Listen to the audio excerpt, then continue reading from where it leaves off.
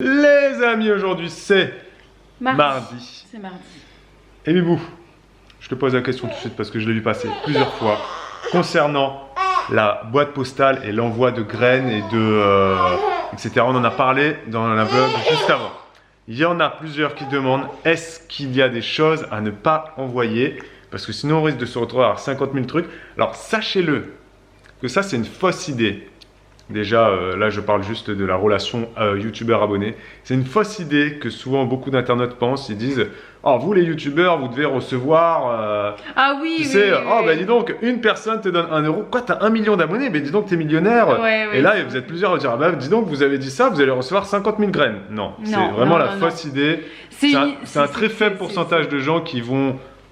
prendre la peine de prendre du temps en fait de faire ça. Ça. Hein, et nous, par exemple, on le fait pas. On regarde plein de chaînes YouTube, mais oui, on regarde, on laisse tourner les pubs, nous. Voilà, nous, on est les abonnés qui laissons tourner les pubs. Ou acheter un livre, par exemple, Bibou, elle a acheté un livre dernièrement de Damien. Mais par contre, on va pas être le genre d'abonné à envoyer des lettres ou envoyer des graines, parce qu'il y a des youtubeurs jardins, pareil, qui font des échanges de graines, etc. On le fait pas, on n'a jamais écrit de courrier ou de lettres, etc. C'est vraiment un faible pourcentage. Donc c'était pour vous dire ça. Sinon, on vous aurait pas dit ça. C'est de la même manière pour les histoires de bouture de saule. Je sais très bien que vous serez très peu en fait à vouloir recevoir une bouture. Donc c'est pour ça qu'on se permet de le faire. Parce que si vous êtes 50 000, évidemment qu'on va pas le faire. Ça va pas être possible, on va pas pouvoir. Sinon on va dénuder l'arbre et on n'aura plus de sol, etc. Donc la question était la suivante. Est-ce que je m'éloigne parce que Noémie elle est insupportable depuis ce matin, elle arrête pas de pleurer. Non, elle est collante. Est-ce que il y a des graines, des légumes ou des fruits qu'on déteste et que donc on ne veut pas avoir en graines? Et aussi, est-ce que Bibou, il y a des graines qui, selon toi, ne pourront pas pousser sur notre terrain? Voilà, c'est possible, je ne sais pas. Pour faire très court, il n'y a rien qu'on peut dire clairement que ça ne marchera pas ici tant qu'on ne l'a pas testé. Voilà, tout simplement parce qu'on vient d'arriver, donc on ne sait pas ce qui marche et ce qui ne marche pas ici. On a un sol magique. Non mais on peut pas savoir, donc voilà, si ça ne vous embête pas d'envoyer, dites-vous surtout dans votre tête que si ça se trouve, ça va mourir, voilà, si ça se trouve ça va mourir chez nous, et que si c'est pas grave pour vous, que si ça se trouve ça meurt chez nous, et bah allez-y. Et du coup si ça meurt on enlèvera leur petite étiquette. Bah, genre, mais on va tout faire pour que ça ne meure pas, mais bon, si ça meurt. Et en tout cas, spécifiez-nous, hein, si c'est des trucs par exemple qui ne survivent pas au gel. Sachez que nous, on a du gel tous les ans et que donc c'est susceptible de mourir si c'est dehors. Après, il y a des choses qu'on peut laisser à l'intérieur, mais on n'a pas comment dire, les murs ne sont pas extensibles. Voilà, il y a des plantes d'intérieur qu'on peut tout à fait laisser à l'intérieur, effectivement. Voilà, donc spécifiez-nous, dites-nous s'il y a des chemins de culture particuliers, comme ça on le saura. Et il y a des légumes, est-ce qu'il y a des légumes qu'on n'aime pas? Il y a des légumes. On n'est pas trop fan de la famille des choux. Ouais, tout ce qui est brassicacé, ça s'appelle.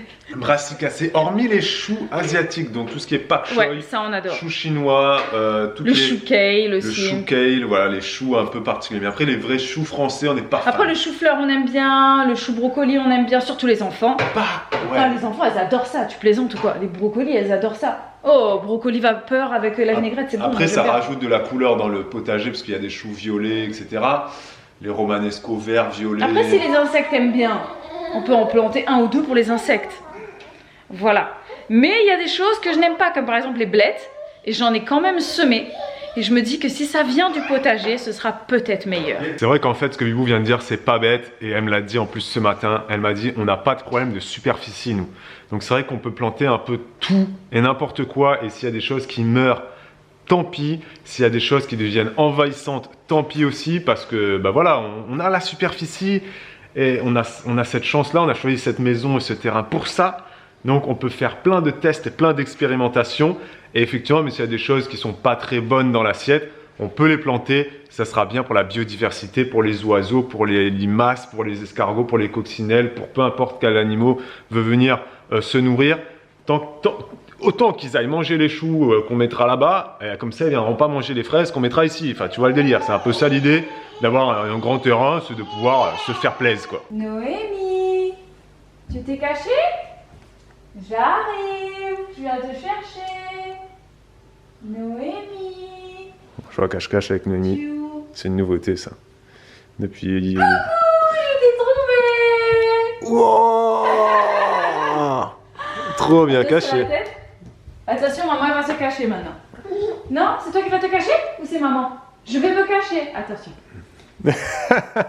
Attends, mais laisse-la se cacher. Ouais, par contre, elle sait pas compter, donc... Par contre, elle court plus vite, maman, donc elle peut rattraper son retard.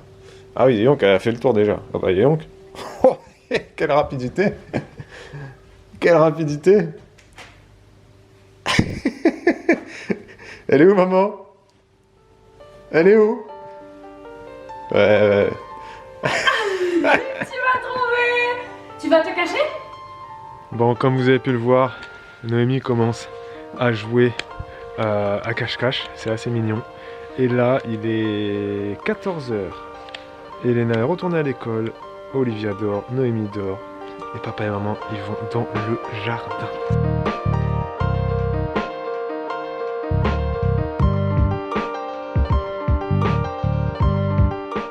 Bon voilà, le délire est plus ou moins fait, plus ou moins posé.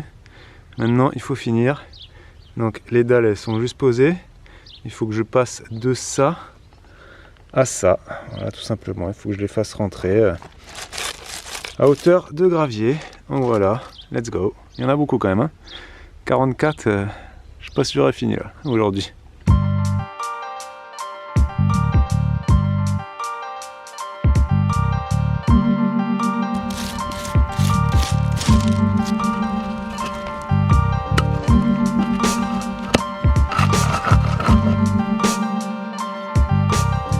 Bon, bah Noémie a décidé de se réveiller, hein?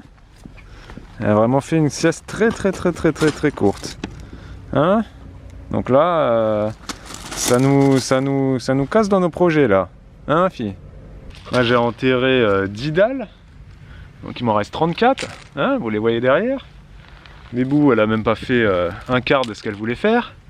Donc on va falloir, maintenant on va fonctionner au ralenti parce que quand Noémie est là, on peut faire beaucoup moins de choses. Il faut qu'on surveille qu'elle ne mette pas des cailloux dans sa bouche, qu'elle ne mange pas de la terre, qu'elle... Enfin bref, bon là déjà elle a une tenue de cosmonaute, donc ça c'est bien hein, pour la lessive. Mais il faut quand même surveiller la bouche, voilà. Donc voilà, on est au ralenti. Je ne vous ai pas dit ce que j'ai fait au jardin. Au jardin, j'ai préparé un petit rectangle, c'est une petite plate-bande qui va recevoir quelques griffes d'asperges. Voilà, je vais me lancer dans l'aventure. On verra ce que ça va donner. Et j'ai rajouté, en fait j'ai bien travaillé ma terre, j'ai rajouté un petit peu de compost et j'ai étalé en paillage des feuilles de rumex. Voilà. Pour l'instant c'est comme ça attend de recevoir les griffes. Et j'ai aussi semé un petit peu de laitue en barquette pour me créer une prochaine, comment dire, un prochain lot de laitue qui seront à repiquer ensuite en godet ou au jardin. Et voilà, il me semble que j'ai semé 2-3 trucs, mais je ne sais plus quoi. Si, j'ai refait un semis d'artichaut parce que j'en ai 4 petits plants qui commencent à être assez sympas. Mais je trouve que c'est pas assez 4, donc j'en ai préparé d'autres. Et Noémie, elle nous a laissé quand même plus ou moins tranquille pendant une demi-heure. J'ai réussi à faire la moitié des dalles, j'ai pas pu finir. Et Noémie s'est amusée à prendre des cailloux et à les mettre dans un seau. Voilà. Elle me voyait enlever des cailloux pour poser mes dalles, etc. Donc j'avais un surplus de cailloux assez important, enfin de gravier plutôt, on va pas utiliser les termes, voilà. Donc voilà, elle s'est quand même amusée à ça et c'est cool, on a pu avancer. Mais c'est vrai que quand tu as des enfants, enfin plutôt quand tu as des bébés, c'est compliqué de faire tout ce qui est bricolage, jardinage, toutes ces tâches là, quand tu as un bébé, c'est compliqué. Tu vois, de faire de la peinture quand tu as un bébé, de jardiner quand tu as un bébé, d'enlever du placo quand tu as un bébé, d'enlever du papier peint quand tu as un bébé. Je ne sais pas quel autre type de travaux existe, je ne suis pas très fort en travaux. Mais voilà, c'est vrai que quand tu as un bébé, c'est pas facile. Donc là, on a réussi pendant une demi-heure, pas mal. Et volontairement, on ne vous parle pas trop de jardin dans les vlogs, hein, vous l'avez remarqué, on a un petit peu calmé le jeu. Donc voilà, pour ceux qui sont intéressés par le jardin, vous pouvez tout de même poser. Hé Bibou, il y a une calèche avec un cheval qui passe. Je l'ai déjà vu. Regarde. Je l'ai déjà vu. Regarde, le mec, oui, il y a une calèche qui vient de passer. Je te l'ai dit la dernière fois, je l'ai vu passer de l'autre côté, je me suis dit, qu'est-ce que c'est ça? Un cheval avec une calèche et 2 personnes dessus, sans déconner. C'est drôle, hein? Ils vont peut-être à l'école. On vit dans un endroit où il y a un mec qui passe en calèche. Ouais, bref. Et du coup, voilà, c'est pas une chaîne de jardin. Et donc, volontairement, on a calmé le jeu là-dessus. Mais si vous avez des questions sur le jardin, que vous voulez que Bibou, elle vous en parle de façon plus spécifique, on pourrait faire un live. elle va refaire voilà, un live jardin. Parce que il y a plein d'autres choses qu'elle a fait. Bibou, elle a semé plein d'autres trucs, etc. Donc, vraiment, ceux qui sont à fond dans le jardin, qui veulent poser des questions bien précises sur qu'est-ce qu'elle a fait en février, qu'est-ce qu'elle a fait en mars et tout ça, elle refera peut-être probablement plus de live jardin.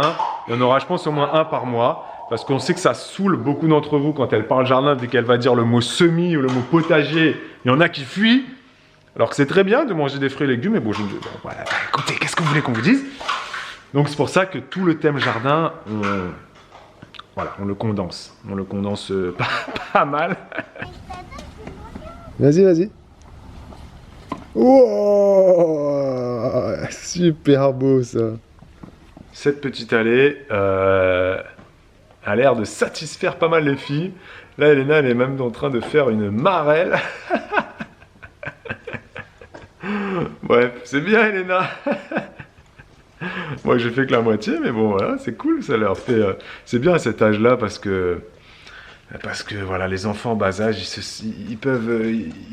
se satisfont de pas grand-chose pour jouer. Franchement, ils jouent avec tout et n'importe quoi, des cailloux, des bouts de bois. Dès que tu les mets des enfants dans la nature, ils arrivent à s'occuper, quoi. Ils arrivent à s'occuper, bon, jusqu'à un certain âge. Hein. Après, voilà, quand tu arrives à l'âge de 7-8 ans déjà, ça devient un peu plus compliqué. Il y en a qui sont déjà addicts au téléphone portable, etc. Mais bon, jusqu'à l'âge de 7-8 ans, quand même, c'est assez cool. Ils s'amusent avec rien. Là, j'ai rajouté des pierres dans une allée. Et ben voilà, quoi, ça se fait des parcours, ça se joue à la marelle. S'essaye de pas toucher les graviers parce que les graviers ça brûle et que tu vois, et qu'il y a des monstres dedans et que donc il faut rester que sur les cailloux blancs. Et voilà quoi. Wow. Wow. Wow. Encore les deux? Yeah. Ça c'est bien ça ma grande. Le dernier? Bouh. Bon, il est 19h, c'est l'heure du repas, donc là... Question existentielle. Ce soir, on cuisine pas, on va manger des plats season. Et effectivement, question existentielle, Béo. Je ne sais pas, est-ce que j'en fais chauffer 2 ou 3? Parce que là, 2 ça fait juste, et 3 ça fait trop. Voilà, ouais. C'est trop. 3 c'est trop, ouais, je pense que 3 c'est trop. Mais 2 c'est pas assez, donc...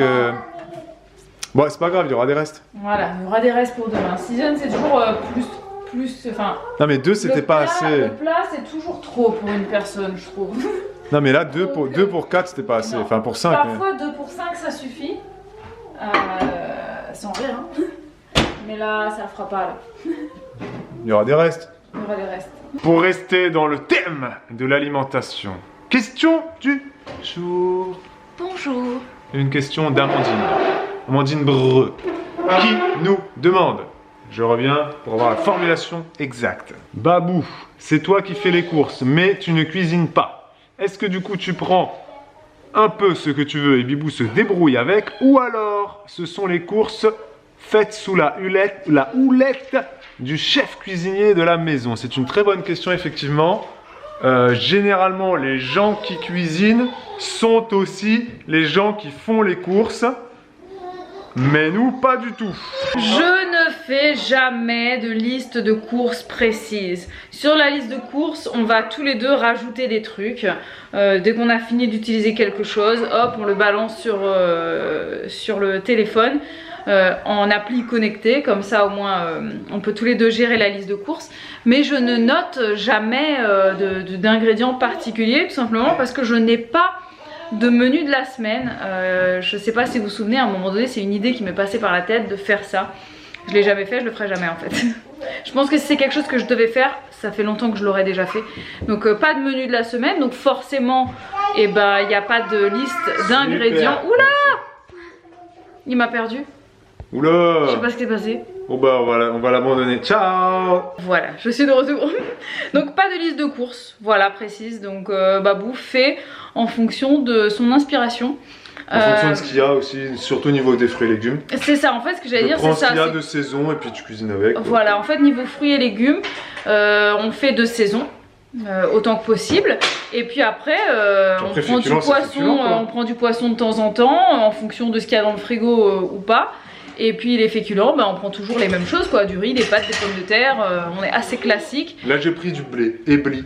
Voilà, pour changer. Puis après les sauces, ça va être lait de coco, crème fraîche des fois, enfin c'est plus ou moins classique. Mais c'est-à-dire que au niveau des assaisonnements, je cuisine plutôt tout le temps pareil, ça va être soit créole, soit provençal. Donc ça va être huile d'olive, oignon ail. Et c'est ça pour à peu près tous les repas. Et des fois, j'ai un peu d'épices et des choses comme ça, mais ça, je n'ai pas besoin de l'acheter régulièrement. Donc, des fois, j'innove, je prends des trucs un peu nouveaux et elle se débrouille avec. Voilà, c'est ça. Quand il trouve un truc qui l'inspire, il prend et puis moi, je me débrouille. Là, par exemple, Babou, il a racheté de la panisse. Ça faisait très longtemps qu'on n'avait pas mangé de panisse. Et j'ai improvisé. Je l'ai fait en version chips poêlés avec de l'huile d'olive. Et puis une autre fois, j'ai dit je vais faire des cubes et puis je vais la rajouter dans mon wok de chop suey. Et puis voilà. Voilà, je m'adapte à ces courses. Et ce soir, c'est plat tout préparé. Et sur ce... Oh, c'est bruyant là. On va vous laisser dans le bruit, la nuisance sonore. Merci d'avoir regardé ce vlog les amis. Merci d'avoir commenté ce vlog. On vous répète souvent de commenter, mais c'est très important. Ça va être très très bon, tu vas voir Elena. Ça va être super bon. Tu vas voir une tuerie. Et on vous embrasse les amis. À demain. Pour un nouveau vlog. Ciao ciao.